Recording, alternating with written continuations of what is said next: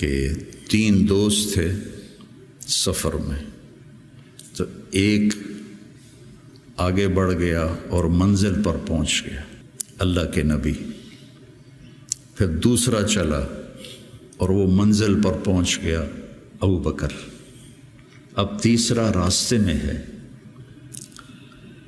اب مسجد میں داخل ہوئے تو آپ کے ادھر ابو بکر تھے، ادھر عمر تھے رضی اللہ عنہ، سامنے صحابہ بیٹھے تھے۔ آپ نے ان سے فرمایا، دیکھ رہے ہو ہاکذا نحشر یوم القیامہ، میں قیامت کے دن ایسے اٹھوں گا، میرے سیدھے ہاتھ ابو بکر ہوگا، الٹے ہاتھ عمر ہوگا۔ ملہم مراد، سارے مرید، ایک شخص مراد، کتنے بڑے آدمی۔ تو صحابہ نے مشورہ کیا کہ فتوحات ہو گئی ہیں، کیسر اور کسریٰ کے خزانے مدینے میں آ گئے ہیں، اور عمر کا وہی حال ہے، وہی مجاہدہ ہے، وہی مشقت ہے، تو اب اسے نرم روٹی کھانی چاہیے۔ حضرت عمر کی روٹی کوئی کھا نہیں سکتا تھا، اٹک جاتی تھی گلے میں، اتنی سخت ہوتی تھی۔ تو انہیں لباس بھی، بڑے بڑے وفود آتے ہیں تو انہیں لباس بھی اچھا پہننا چاہیے، اور کوئی اب خادم رکھ لیں، اتنے غلام ہیں، کوئی خادم اپنی خدمت کے لیے رکھ لیں۔ یہ کون مشورہ کر رہے ہیں؟ زبیر بن عوام، طلحہ بن عبید اللہ، سعد بن ابی وقاص، عبد الرحمن بن عوف، علی بن ابی طالب، ابو عبیدہ بن جراح۔ 6 اصحاب عشرات المبشرہ میں سے 6 آدمی یہ مشورہ کر رہے ہیں۔ حضرت علی نے کہا، مانے گا نہیں، جو تم مرضی کر لو۔ حضرت علی نے کہا نہیں مانے گا، کہا نہیں، ہم انشاءاللہ منوائیں گے، ہم خود نہیں جاتے، ہم حضرت عائشہ کو بھیجتے اور حضرت حفصہ کو بھیجتے، دونوں امہات المومنین ہیں اور ایک بیٹی ہے، تو ان کی ضرور مانیں گے۔ تو یہ دونوں تشریف لائیں اور متکلم بنی حضرت عائشہ، کامر المومنین، آج آپ سے ایک بات کرنی ہے۔ کہنے لگے کہو۔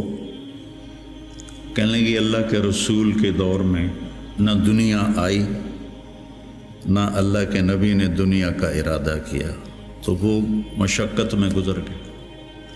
میرے باپ ابو بکر کے دور میں دنیا کی فتوحات نہ آئیں، نہ انہوں نے ارادہ کیا، وہ بھی گزر گئے۔ اب اللہ نے آپ کے لیے دنیا مسخر کر دی ہے اور لہر بہر ہے، اور آپ کا وہی حال ہے، آپ کچھ نرمی کریں۔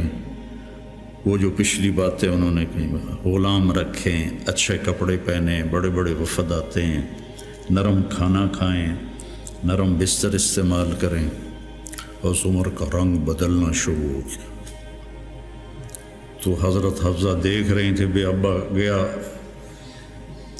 چھت نال، تو جب حضرت عائشہ خاموش ہوئی تو کہنے لگے، یہ بتاؤ تمہیں یہ کس نے بھیجا ہے؟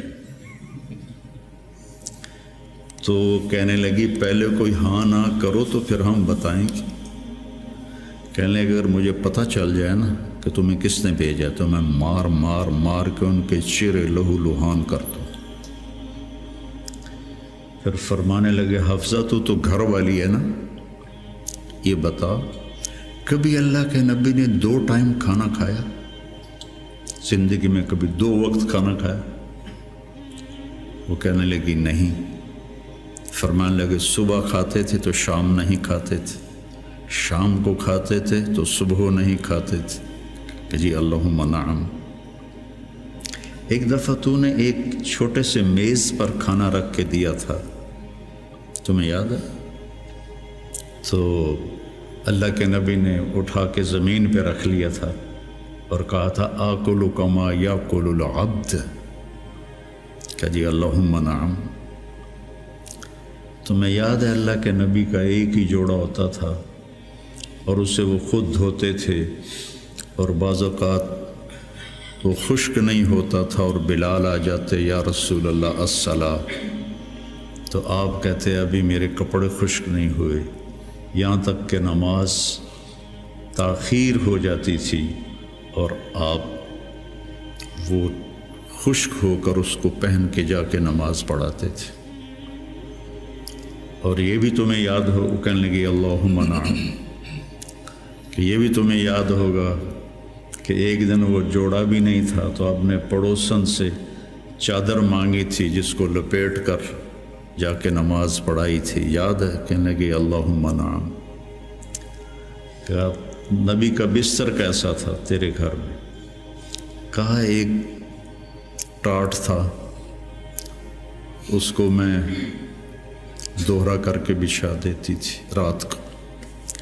تو حضرت عمر کہنے لگے ایک رات تو نے اس کی 4 تہیں لگا دی، تو صبح اللہ کے نبی نے کہا حفصہ میرا بستر تبدیل کر دیا ہے؟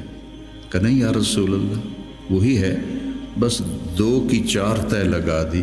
کہا اس کو دوبارہ ویسے کر دے، مجھے رات کو اٹھنے میں مشکل پیش آئی اس کی نرمی کی وجہ سے، یاد ہے؟ کہنے لگی اللہم نعم۔ تو فرمایا اللہ کے نبی نے کبھی 2 سالن کٹھے کھائے؟ اللہ کے نبی نے کبھی 2 سالن کٹھے کھائے؟ کہنے لگی نہیں، کوئی نہیں کھائے۔ تو حضرت عمر رونے لگے، فرمایا کہ جنہوں نے تمہیں بھیجا ہے نا انہیں جا کر کہو کہ 3 دوست تھے سفر میں، تو ایک آگے بڑھ گیا اور منزل پر پہنچ گیا اللہ کے نبی، پھر دوسرا چلا اور وہ منزل پر پہنچ گیا ابو بکر، اب تیسرا راستے میں ہے، ان کے راستے پر رہے گا تو پہنچے گا ورنہ بھٹک جائے گا۔ والذی نفسی بیدہ، اس رب کی قسم جس کے قبضے میں میری جان ہے، میں اپنے آپ کو اسی حال پہ رکھوں گا حتی تلحقہ باللہ، یہاں تک کہ میں اپنے رب کے ساتھ جا کے مل جاؤں۔ جن کو اپنی ذات کی طرف نبی کی محنت متوجہ کرتی، تحریکیں اوروں کی طرف متوجہ کرتی، اور انبیاء کی محنت یا قوم اعبدوا اللہ ما لکم من الہ غیر، یا قوم انی لکم نذیر مبین ان اعبدوا اللہ واتقوہ واطیعون انی لکم نذیر مبین انی لکم ناصح امین۔ اور جب خنجر لگ گیا اور پتہ چل گیا کہ بچنا ممکن نہیں ہے، تو اپنے بیٹے کو بلایا عبداللہ بن عمر، فرمانے لگے جاؤ عائشہ کے پاس اور ان سے کہو کہ عمر اپنے ساتھیوں کے ساتھ دفن کی اجازت چاہتا ہے، اور امیر المومنین نہ کہنا، عمر کہنا، چونکہ اب میں امیر المومنین نہیں ہوں۔ اگر وہ اجازت دیں دیں تو مجھے وہاں دفن کر دینا، ورنہ مجھے عام قبرستان میں لے جا۔ عبداللہ بن عمر رضی اللہ تعالیٰ عنہ تشریف لے گئے، تو عائشہ رضی اللہ عنہ بیٹھی رو رہی تھی، تو انہوں نے عرض کی اماں جان میرا باپ عمر بن خطاب اپنے ساتھیوں کا قرب چاہتا ہے۔ تو حضرت عائشہ رضی اللہ عنہ نے روتے ہوئے کہا یہ جگہ تو میں نے اپنے لیے رکھی تھی، لیکن اگر عمر طلبگار ہے تو مرحبا بعمر۔ واپس آئے، کہا ابا جان ابشر قد اذنت، اجازت ہو گئی۔ کہ بیٹا ممکن ہے میرے شرم میں کہا ہو، جب میں مر جاؤں پھر دوبارہ میرا جنازہ لے جانا اور باہر رکھ دینا، اور پھر ایک دفعہ دوبارہ پوچھنا، اگر اس وقت اجازت ملے پھر مجھے اندر لے جانا۔ اتنے میں حضرت علی آئے تو بڑے گھبرائے ہوئے تھے، تو حضرت علی نے پوچھا اتخاف من الموت؟ کہا نہیں، الذی بعد الموت۔ الذی بعد الموت، جس ہستی نے 22 لاکھ مربع میل میں اسلام پھیلایا، تو کہنے لگے ڈرو نہیں، میں نے کئی دفعہ سنا کہ اللہ کے نبی نے کہا خرجت انا و ابو بکر و عمر، دخلت انا و ابو بکر و عمر، جیت انا و ابو بکر و عمر و سیدہ کہول اہل الجنہ ابو بکر و عمر، کہ میں نے کئی دفعہ سنا، حضرت حسن بھی ساتھ، تو کہنے لگے قیامت کے دن گواہی دو گے میری؟ کہا میں بھی دوں گا، حسن بھی دے گا، میں بھی دوں گا، حسن بھی دے گا۔ تو حضرت علی چلے گئے، تو موت کی آہٹ محسوس کی، تو عبداللہ بن عمر نے گود میں سر رکھا ہوا تھا، کہنے لگے عبداللہ میرا سر زمین پہ ڈال دے۔ انہوں نے پنڈلی پہ رکھ لیا، اے حق، سنتے نہیں ہو میں نے کیا کہا، مجھے زمین پہ ڈال دیا۔ انہوں نے سر زمین پہ رکھ دیا، تو اپنا چہرہ زمین ایسے رگڑنا شروع کیا، ایسے ویل لک یا عمر ان لم یغفر لک ربک، یہ کہنا شروع کیا، ویل لک یا عمر ان لم یغفر لک ربک، ویل لک یا عمر، ویل لک ولامک یا عمر ان لم یغفر لک ربک۔ یہ کہتے کہتے جان نکل گئی، اور لوگ اکٹھے ہوئے، تو حضرت عبداللہ ابن عباس کہتے ہیں کہ کسی نے میرے کندھے پہ ہاتھ رکھا، تو میں نے مڑ کے دیکھا تو علی تھے، رو رہے تھے، کہہ رہے تھے کہ نہیں، بات کی بات، حضرت صہیب رومی نے جنازہ پڑھایا، وصیت کی تھی میرا جنازہ صہیب پڑھائے، ان 6 کو تو ڈال دیا تھا نا شورا میں، تو صہیب نے جنازہ پڑھایا، جنازہ اٹھایا گیا اور آ کر حضرت عائشہ کے دروازے پر رکھا گیا، اور عبداللہ بن عمر آگے بڑھے کہ اماں جان میرا باپ حاضر ہے، اندر آنے کی اجازت چاہتے۔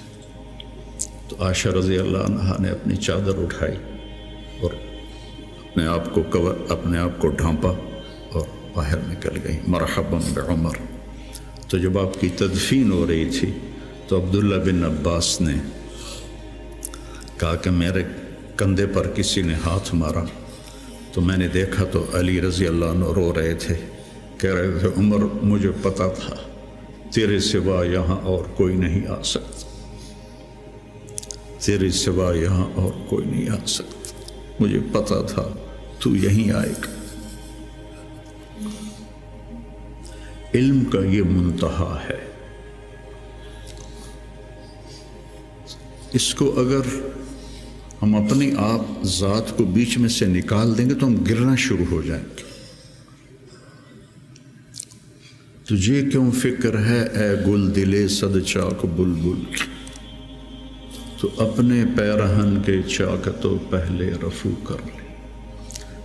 عائشہ رضی اللہ عنہ موت کی سکرات میں تھی، تو عبداللہ ابن عباس رضی اللہ عنہ نے آنے کی اجازت چاہی، تو جنگ جمل کے بعد سے بول چال بند تھی، کیونکہ عبداللہ ابن عباس حضرت علی کی طرف سے لڑے تھے باقاعدہ، تو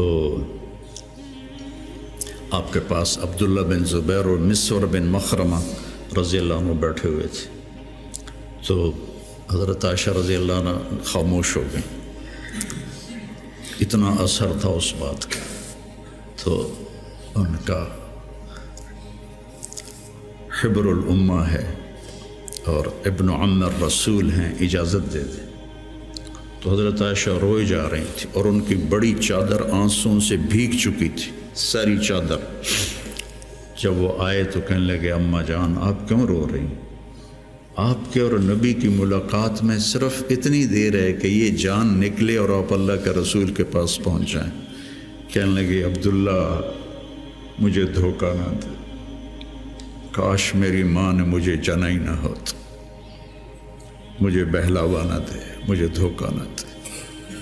اور اللہ کے نبی نے کہا تھا یا عائشہ انہ لیہون علی الموت ان اریتک زوجتی فی الجنہ، عائشہ مجھے مرنا آسان ہو گیا ہے کہ مجھے پتہ چلا ہے تو جنت میں میری بیوی ہے۔ اور وہ رو رہی تھی۔ تو میرے عزیزو، اپنی ذات کو نہ بھولو،